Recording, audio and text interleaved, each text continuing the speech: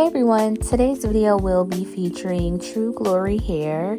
I do have 3 bundles of their 24-inch Brazilian loose wave as well as the frontal.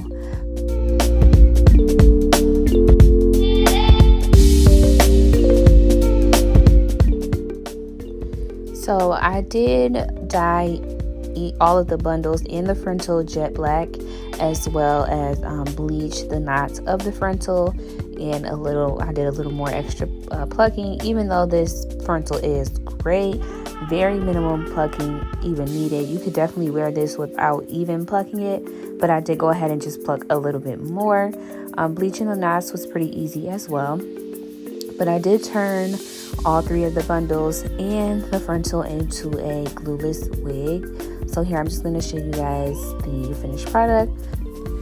The hair did take really well to the coloring as well as to the frontal, to the bleach. The hair did really good.